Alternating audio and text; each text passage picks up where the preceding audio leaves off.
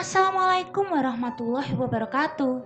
Hai sobat horor, kali ini aku bakal ngelanjutin cerita dari Wahyu Arianti N underscore yang berjudul Dimensi Lain Gunung Merapi. Gak usah basa-basi lagi, langsung aja kita mulai.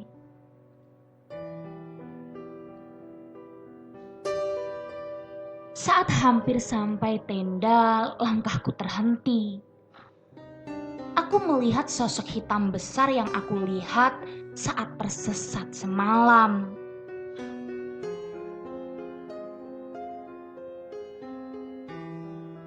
Sosok itu memperhatikan kami dengan mata merahnya yang menyala. Tak henti-hentinya aku melantunkan doa yang kubisa dalam hati. Saat tiba di depan tenda, Ali dan Kosik mendahuliku masuk ke dalam tenda.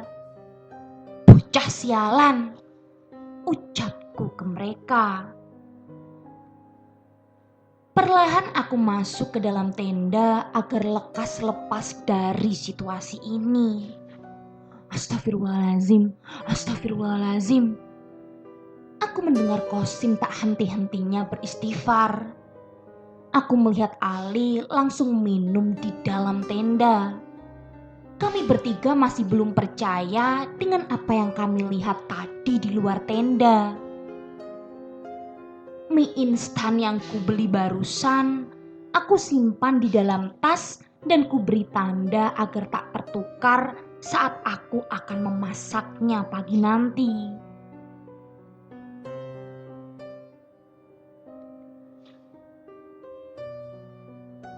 Jam menunjukkan pukul 4 pagi.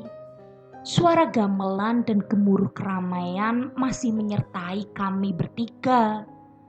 Hingga akhirnya kami mendengar lantunan azan subuh yang mungkin dari pemukiman bawah. Perlahan suara gamelan dan suara gemuruh keramaian hilang. Kami bersyukur saat keadaan kembali menjadi normal. Kami cepat-cepat bersiap sholat sama-sama di dalam tenda. Setelah sholat, kami berusaha tidur lagi. Dalam tidurku, aku bermimpi didatangi seorang kakek-kakek memakai jubah putih.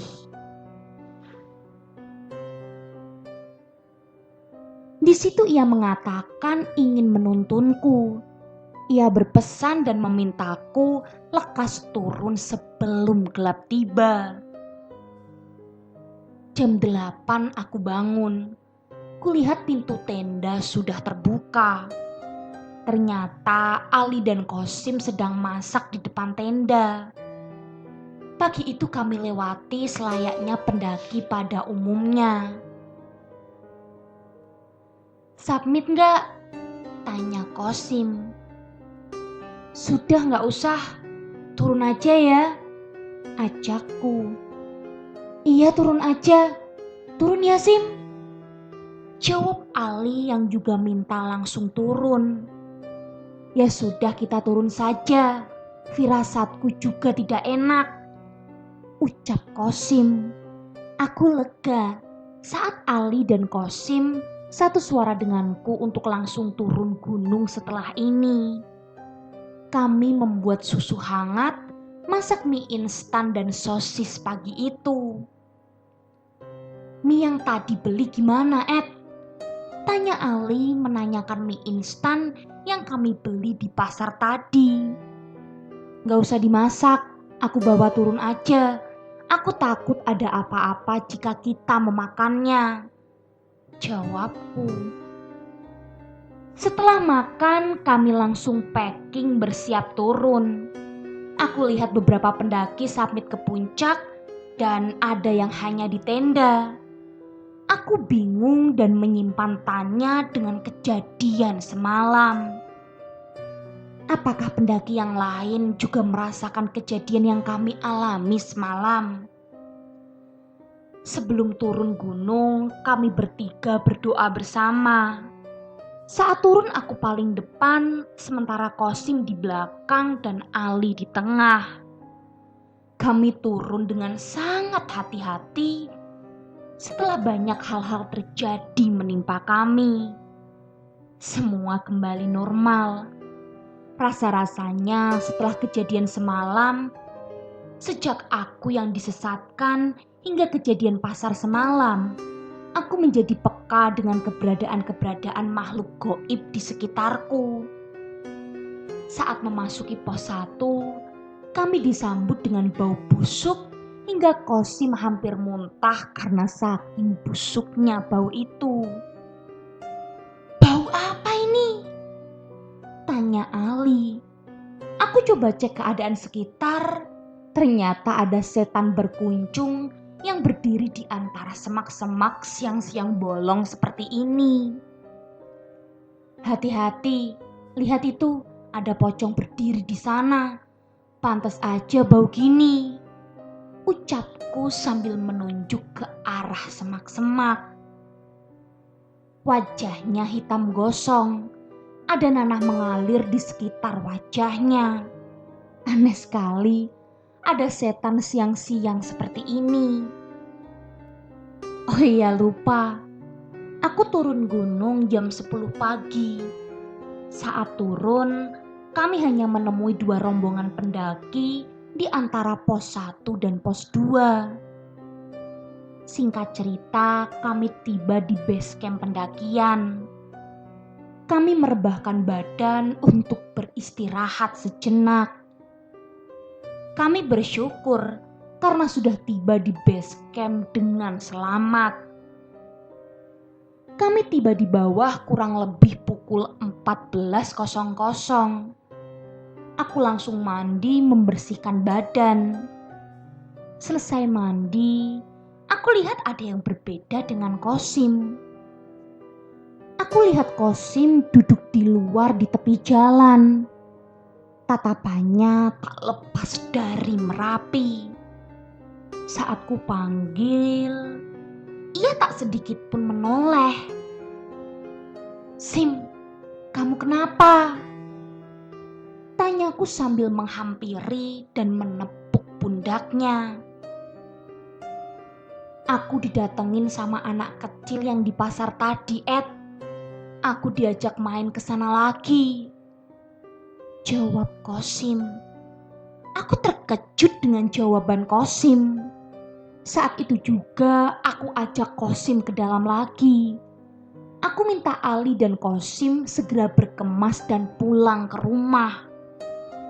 Rencanaku seharusnya aku ingin makan dulu di base camp sebelum pulang. Harus pupus mengingat kondisi Kosim barusan.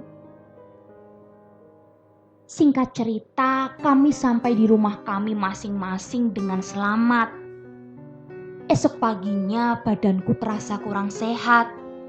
Seluruh tubuhku rasanya panas. Aku demam tinggi dan muntah-muntah. Saat aku ke dokter, katanya hanya sakit biasa. Sakit karena kelelahan. Aku berinisiatif memastikan keadaan Ali dan Kosim. Ternyata mereka juga merasakan hal yang sama sepertiku.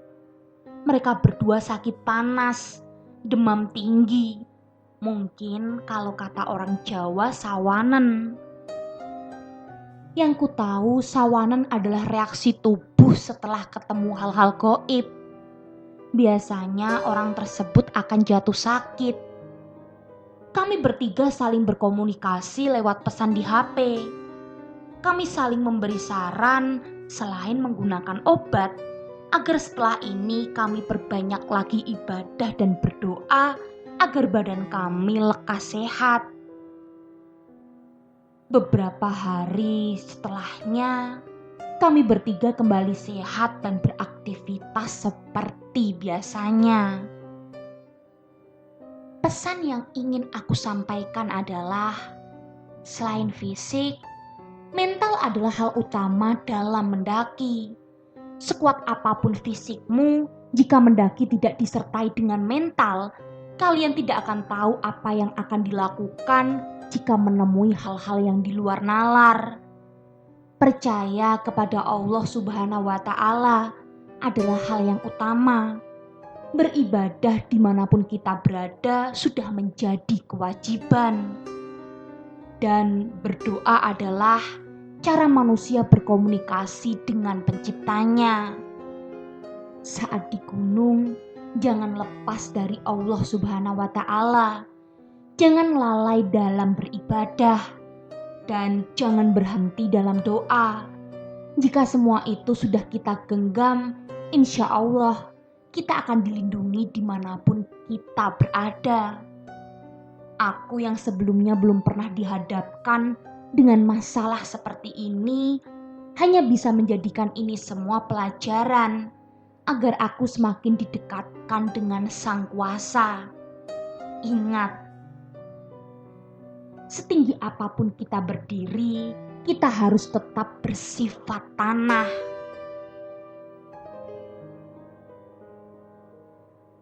Pendakian ini tidak akan pernah aku lupakan seumur hidupku.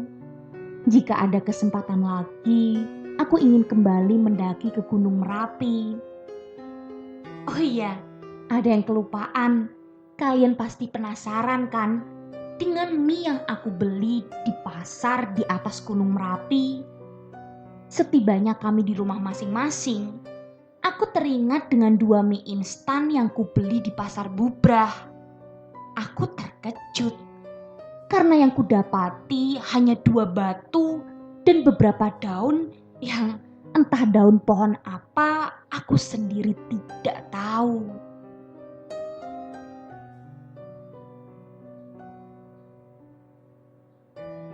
Dimensi lain Gunung Merapi selesai. Gimana sobat horor? Seru kan ceritanya?